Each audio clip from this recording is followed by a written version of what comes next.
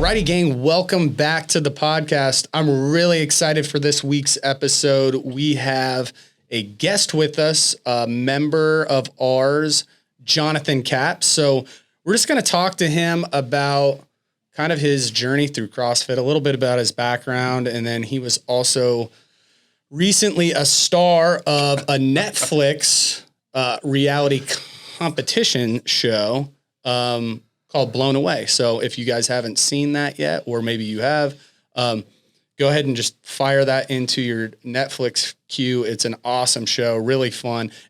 I've never had a show that I've watched where I knew someone who was on it.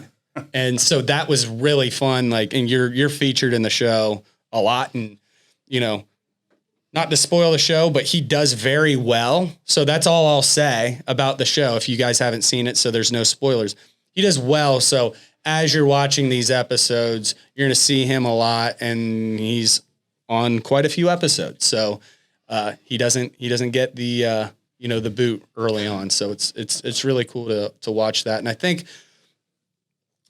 what we can do is start out with, Jonathan, just kind of telling us your story, maybe your athletic background, and then how you found CrossFit, and then sort of talk about the show, and then maybe we can kind of tie it all together and see if there was any aspects of CrossFit that maybe helped you when you were on the show. So absolutely. Yeah. Well, thanks for having me on. Yeah. First of all, but I mean, I always was an athlete growing up. That's kind of how I identified. Played sports in high school and really focused in on baseball my last couple of years of high school, and then went on to play in college for a couple of years until I kind of blew out my shoulder and, fortuitously found glass at the same time. So for me, that transition from athlete, sports, baseball into glass blowing, I made the relationship to sports with glass. Yeah. There's a lot of team aspect, a lot of repetition. It's very physical. And so all that kind of, it reminded me of hitting off the tee thousands of times to perfect my craft. And that's what we were doing in the glass studio. So it was kind of a no-brainer. I like to tell people I switched sports. Did you find it in a class in college? Yeah. So I went to it's funny enough, actually one of the members, and I'm trying to remember his name. We'll have to get back on that. But we realized that we played each other in college. Oh, cool. Yeah. Very cool. He comes to one of the early, he was a senior when I was a freshman. So I was probably riding the pine, but yeah, we had a season of crossover. He went to Rose-Hulman and I went to Center College. So we played D3 ball. Yep. Sorry, what was your question? No, how did you take like a class where you... with glass blowing. It introduced you to glass blowing like in college? So going to a D3 liberal arts school, we had to take a lot of electives, arts and all that kind of stuff. And I always liked art. So I was taking a drawing class. And the glassblowing studio is in the same building. And I'll stop short of saying I didn't know what glassblowing was, but I definitely didn't know it was at the school. Yeah, yeah. That's not something I thought about at all. And I had a buddy of mine who was taking a glass class and knew I was upstairs, plugging away at a still life or something, and brought me downstairs, and it was way less boring. Oh, I bet. So, they kind of, I did a lot of drawing. I majored in art in college, and I'm Okay. I should have found the glass studio. Oh, man. I went down there, and it was just like my whole world was, it's like they had classic rock blaring in the speakers, and, folks were gathering lava out of the furnace, and I was just like, oh, okay. This is where it's at. So I didn't really conceptualize exactly what it looked like until I watched the show and I knew you were on it, and I knew you did that. And I guess I hadn't seen it fully be executed. And I was blown. I like the show. I was blown away by whoa, okay. That's what it actually looks like in the process. And it's the execution, because it's not, you can't really screw it up. You can, and then you guys have, you have ways to, okay, now we're going to go. It is such a, it's not okay, we're going to relax. And it's okay, oh, no, this is kind of going awry. We got to fix this in this way. And okay, this piece is going to go this direction now. And it's 100%. Such a fluid thing. It was really interesting to kind of watch the show and see how that unfolded that way. Well, to your point, and that's what's incredibly unique, I think, about glass or hot glass, not furnace forgiving glass. of a medium. You can't, let's not get painting, go back and change Exactly. it. It's like, this is a certain temperature and it has a certain working time and that's it. Yep. I mean, once you start, you can't stop really. Like with ceramics and painting and drawing, you can kind of come back to it. But with glass, it's just full steam ahead until you get that piece in the oven at the end. Yeah.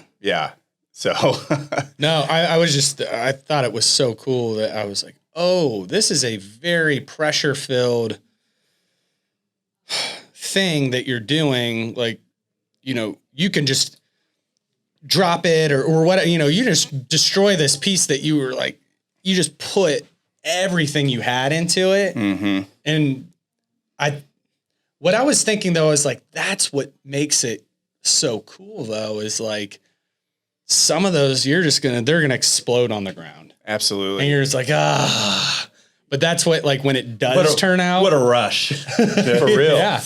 It's the it's like, a lot of glass people I think are, at heart adrenaline junkies a little bit, like to play with fire, everything, a little bit of tweakers for sure. Like everything's right on we're kind of riding that really fine line of failure the whole way. I mean, that's really how we learn in the glass studio and teaching over at OSU. It's one of the first things I tell my beginning students is you have to let go of your attachment to this material because most of what you make this semester is going to hit the floor. Yep. And so that's one of the first things you learn is accepting failure, realizing that through failure, you're going to get better at it. I mean, watching the show, it happened tons of times where, people would be working on a piece and, it's in you're typically not making it in a competitive setting, right. But in that competitive setting, when it shatters on the ground and then it's like, I got to kind of slap something together real quick. And it's just, you're kind of screwed. That made the show really exciting because it's like the room for error was nothing. Like you had to execute or you were done. You had to execute. You had to be able to pivot quickly if things weren't quite going the way you had planned.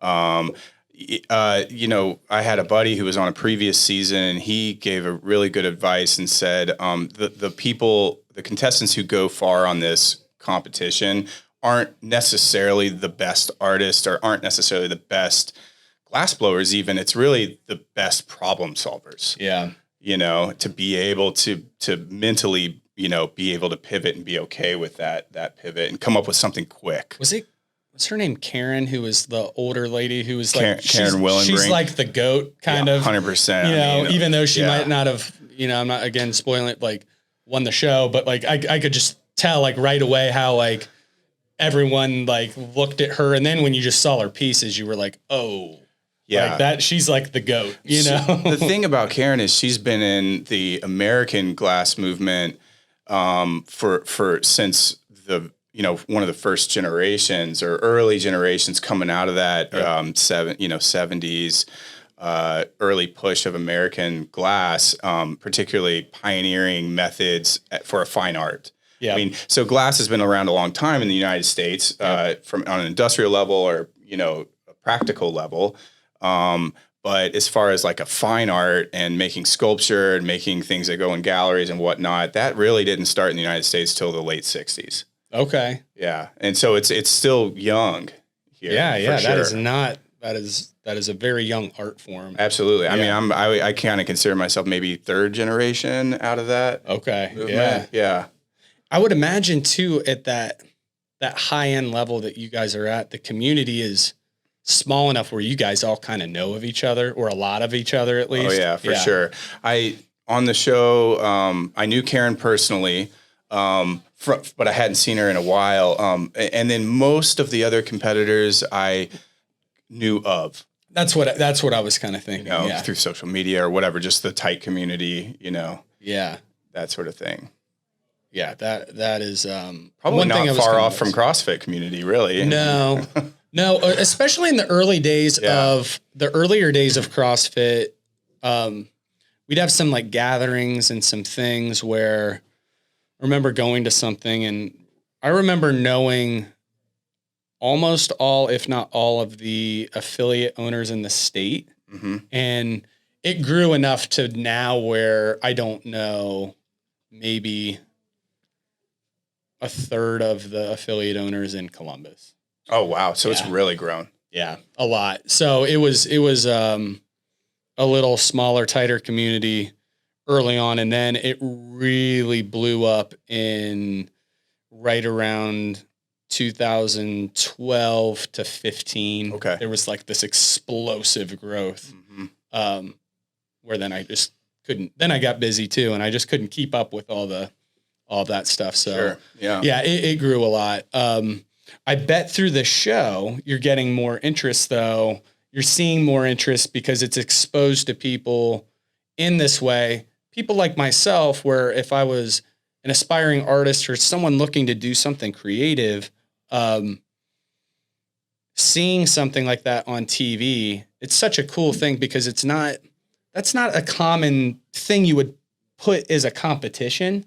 Yeah. And now it's going to expose that to a whole new generation of kids who are coming up, and they might look, into their art programs or places where they can do this and, really explore it.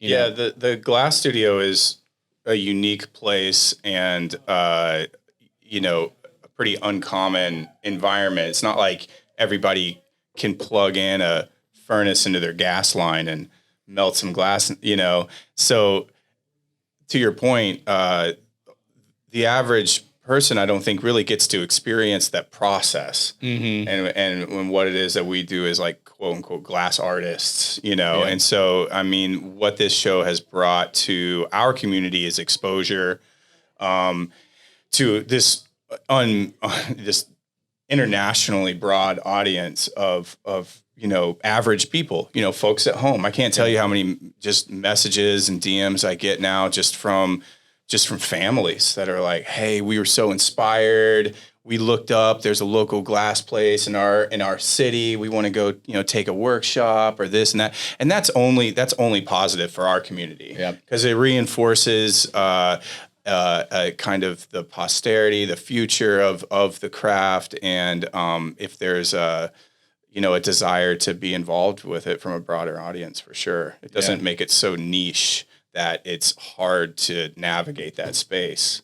And also like getting out, because it requires so much equipment that you can't set up in your house, right? Like you're going to have to go someplace and kind of mingle with like other people in the community. You know what I mean? Yeah. It's a way of people getting out and doing something besides like, in Ohio, what are you going to do? Go to eat or go get something to drink? Like that's what you do around here sometimes. So it's like ways of getting, like like social clubs used to be so much more popular, back in the day. And, but yeah, like anyone can draw or set up an easel in their house or do things like that. That's fine. I do that too. But because it's so, requires so much equipment, you're going to have to get out and do it somewhere else. Yeah, it kind of forces people to get out from behind the screen or whatever, get out of their house. Engage in the world and go out and do something cool. Engage in person. Yep, absolutely. There's what places, are there any places in Columbus that people can go to? Yeah, so there's Glass Access, which is Columbus's kind of public access studio. They teach classes, semester-long classes, but then also, intensives where you could take a class in the summer for like 1 week and you go every day. Or if you don't even want to commit to that much, they do, weekend workshops. And even if you don't even want to commit to that much and you just want to dip your toe in the water, they'll do just like small little 1 to 3 hour workshops. See how you like it. And then if you're into it, maybe you level up a little bit and keep going. And that's a great way to kind of get started. I think, and kids can get involved as early as, I might want to fact check on this, but 12, maybe somewhere in there. Yeah. So that's a great place to start for sure. So I think where I kind of want to go with this is diving in a little bit into like your CrossFit, like tell us like how you got into CrossFit, how you found it, why you found it, kind of what it's done for you. And then maybe where, okay, you get into this competition, or not even so much the competition, but when you're blowing glass, you're feeling that heat and it's hard. I'm just imagining, I know what CrossFit really does when I've applied it to sports is it's the grit of it. Mm-hmm.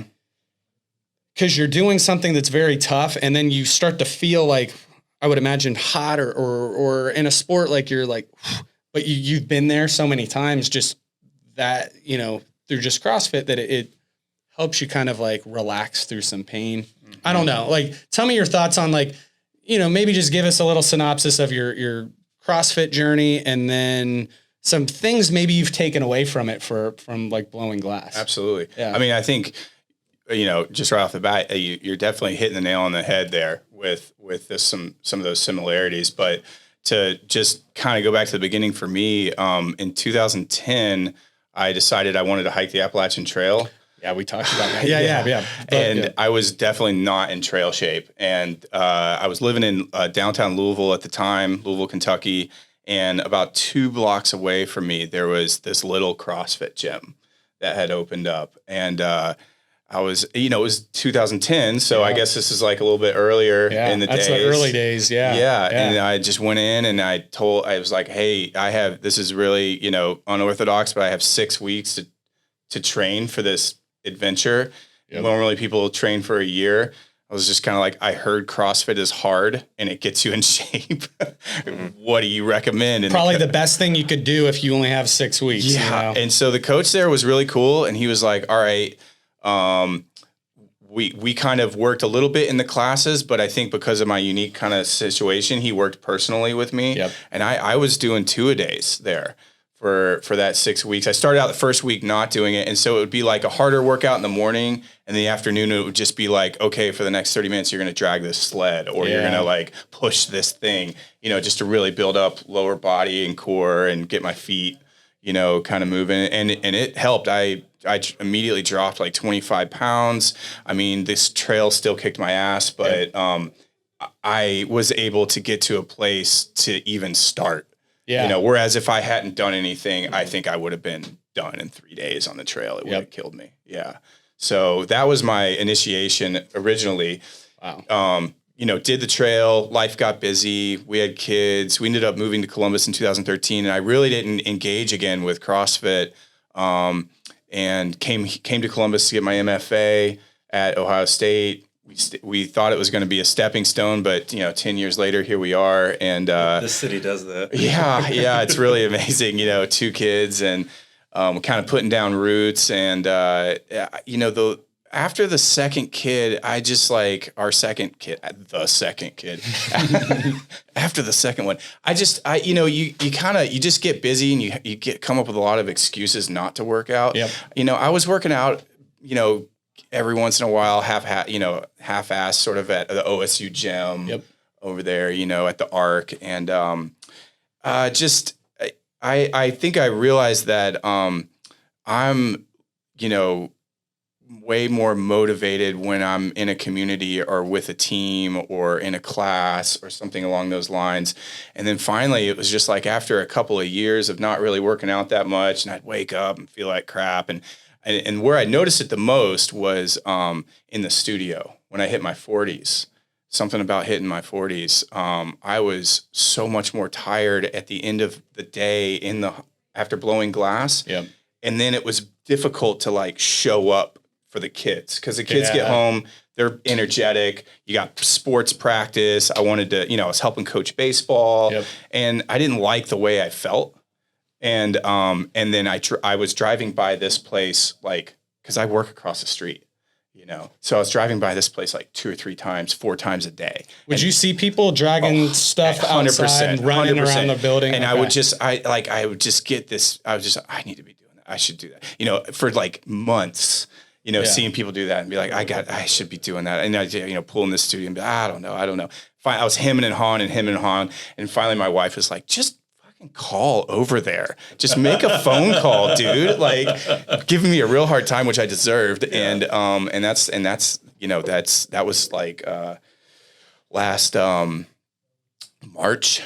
Yep. And then started the elements, you know? Yep. And just, I was really nervous coming over here, to be perfectly honest. I, you know, did my little bit of research online, figured out that you guys are really legit here, you know, and I was kind of like, oh man, it's different than 2010. Oh yeah. You know? Yeah. But I honestly, the moment I walked in, what I loved about coming over here to Grandview CrossFit was I felt immediately at ease. Like it was good. It was, I'd like to hear that. It did not feel like I didn't belong at all. And, so for me, it was like, I just had to take that first step. Yep. And then it was like, okay, this is what I need to be doing right now. I think from a business perspective, it's, you always play around with, whether it's like the elements or how to get people, because that's the hardest part. It's, I always think going to the gym that first day, just that first day for most people, especially when there's been a long time that they haven't done it, especially a place like this, or like my buddy used to own Ronan, the MMA gym. Like the first day going into one of these kind of places where it's like a group fitness that is hard, intense, where it's like a little scary, even for people who have like done athletics, like you played baseball in college, like it's that first day or two is like the hardest thing to get past, you know? Sure. So I'm always trying to think of like how to message out or what type of program. And I think we've done a pretty good job with like our intro, and you've got your coach, and they kind of build you up for 4 workouts before you start. It's not too long, but it's like not just like one quick like intro and then into it. It's always like, that's always the conundrum I think all of us like gym owners kind of go through. It's like, let people right in.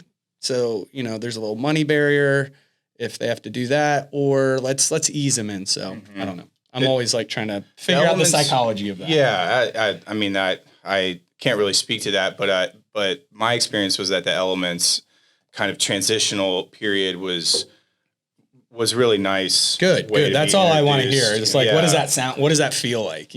Well, it takes away some of the nervousness, because you kind of get right into it, and then oftentimes there might be a class going on, so you get to sort of see. Yeah. But you're still kind of under somebody's wing a little bit, so you kind of feel like you're. And I think most of the time that's intentional too. Like I'd rather work with elements with someone while there's other stuff going on in classes. Not not to be distracted, but just to kind of see and get a feel for the place of what's going on, and just kind of feel the energy in the room, even though we might be working on something individually. So. Sure. Yeah. Yeah. To your point too, like because this is a very challenging type of workout philosophy, and it is difficult. I always tell people like, it's the most welcoming community you probably ever meet, but just from the outside, because it can be so intense and so challenging that it just feels like it's hard to take that first step to get in. But then you go inside, everyone's like super nice and welcoming. They just want to have you to like suffer with them and have fun with them. You know what I mean? Yeah. Like most other gyms you walk into and everyone's got headphones on. No one's really paying attention to you. No one cares if you're there or not. Yeah. And every time a new person would come to the gym or drop in, it's like the whole class usually would surround that person, like, "Hi, I'm this," introduce themselves. So I think despite it being a very, challenging and intense type of workout, it's a very welcoming community, and it takes there's that little barrier to entry of just like, oh, I got to work up the guts to go in. Then you're like, what was I so afraid of? Yeah. You just got to step through the threshold. Yeah. That's really funny how you just keep on driving. Your wife's like, just fucking go in. Yeah. Oh man. Why didn't you tell me months ago? Yeah. That's really great. Funny. That's really cool to hear.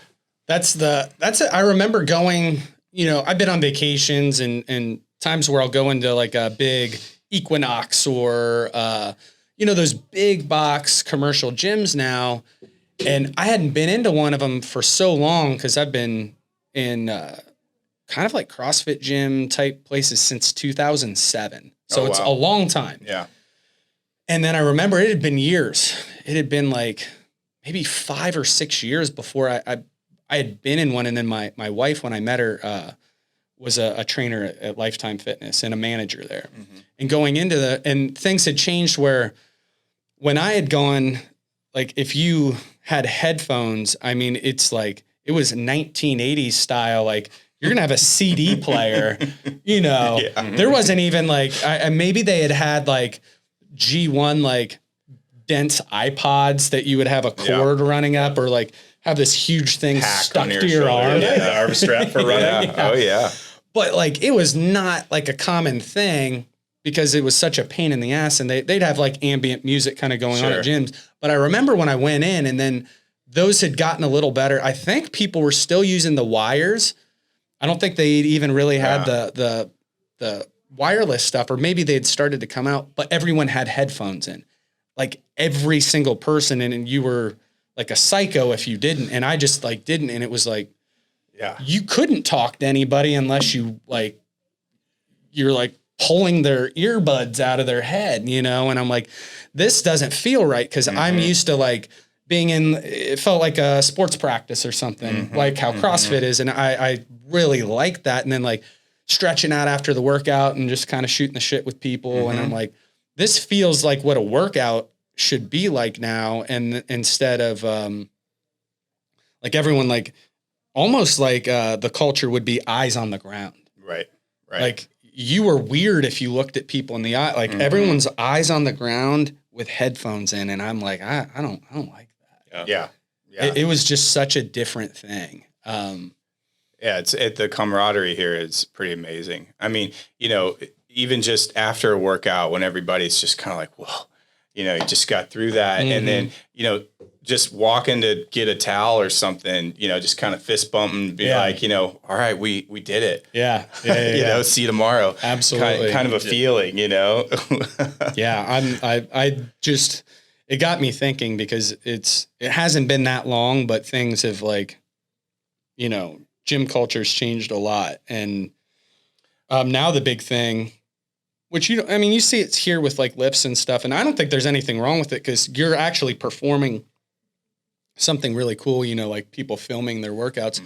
But now what's a big part of gym culture, which I'm like, it kind of like, I'm not like naysaying, I just don't understand it. People will have like tripods and a lot of things set up and they're filming themselves doing like things like lat pull downs and stuff like that. And I'm just like, I'm confused a little bit. I'm like, what are we doing here? Yeah.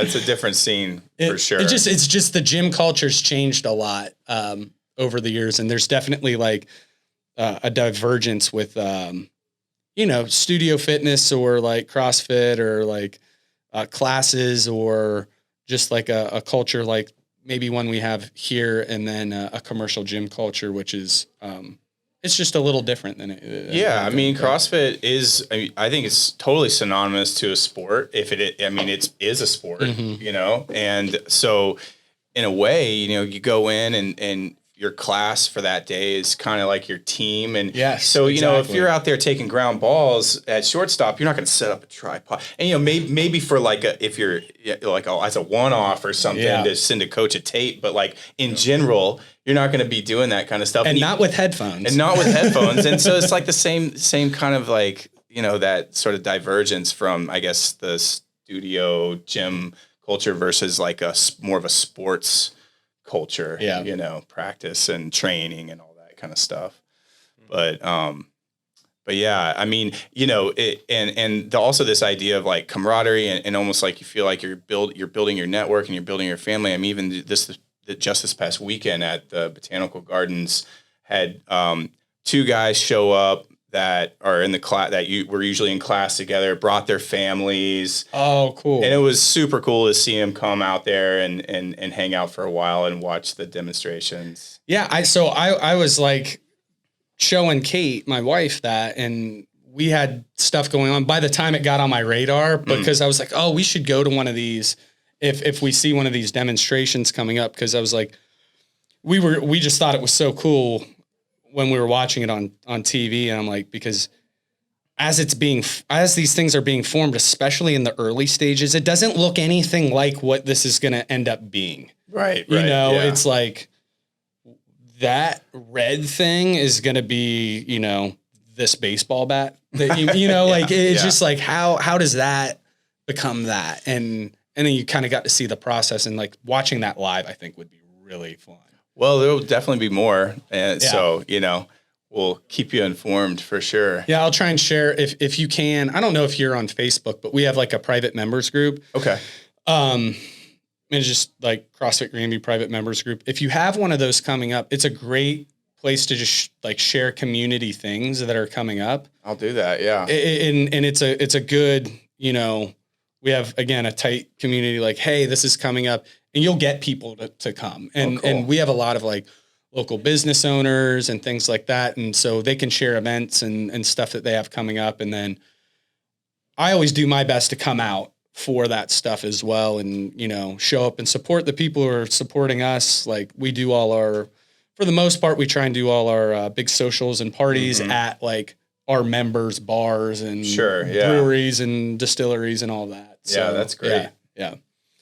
Well, yeah. Do you have anything like coming up that you might want to share before we kind of wrap up, or anything that you kind of had like in your pocket that you wanted to? Well, locally, not anything super soon. I'll have to, I'm working on a demonstration for an event down at the Ohio Glass Museum in Lancaster. Cool. Yeah. So it's a little bit of a drive, but there's a big, it's like this, basically a festival that's a throwback to kind of like Mad Men era design. Yep. Particularly for glass design and drinkware and things like that, back when they were drinking martinis for breakfast, I guess. But so the point is that it's a big design festival, and in Lancaster, it's going to be I think thousands of people are going to descend upon this little main street down there. But the glass studio, the Ohio Glass Museum, and their glass studio is going to have something to do with it, and I'll be doing demonstrations there. I can get back to you with more info. That's going to be in June at some point, and then but locally that's and then I'll be traveling to Berlin, doing the GAS conference or the Glass Art Society conference there. That should be pretty. That fun. looked cool. When I was watching that on the show, I was like, oh, that looks like that was a good one to win. Yeah, no, it was. I was seeing that, and I've always wanted to go, like, especially Germany has some just beautiful cities and things like that. I've always wanted to like get over there. I haven't done a lot of traveling in Germany, so I'm looking forward to. I've never been, so that's cool. Yeah. But yeah, I mean, that's I'll keep you posted for sure. Awesome, man. Well, hey, we really appreciate you taking the time out of your day to do this. And fun. If you guys have not heard of it or seen it, check out season 4. Correct, of Blown Away. And check out Jonathan. He's on the show a lot and does some work on it. So it's pretty cool to watch. So thanks for being on, man. Yeah, absolutely. Yeah. Thank you. Appreciate it. Yeah. Thanks. Thanks, man.